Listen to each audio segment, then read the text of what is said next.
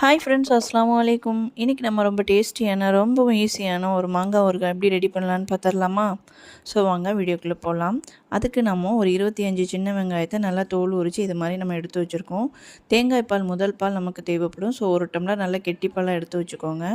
மாங்காய் சீசனில் நம்ம வத்தல் போட்டு எல்லாருமே வச்சுருப்போம். அந்த வத்தலில் நல்ல கனிஞ்ச வத்தலாக நீங்கள் மாங்காய் ஊறுகாய் எடுத்து வச்சுக்கோங்க. ஸோ காரத்துக்கு ஒரு பச்சை மிளகாவையும் அது கூடவே நம்ம எடுத்து வச்சுக்கிறோம்.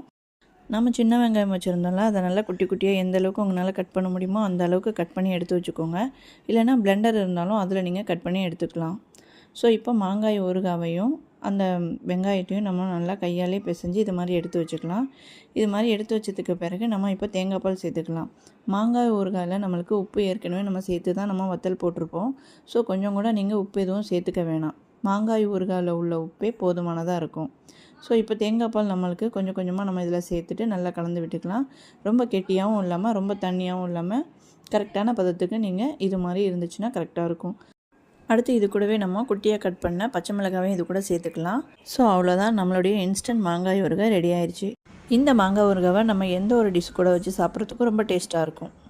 இந்த மாங்காய் ஊறுகாவை கண்டிப்பாக ட்ரை பண்ணி பார்த்துட்டு டேஸ்ட் எப்படி இருந்துச்சுன்னு எனக்கு மறந்துடாமல் கமெண்ட்ஸில் சொல்லுங்கள். தேங்க்யூ ஃப்ரெண்ட்ஸ், அஸ்ஸலாமு அலைக்கும்.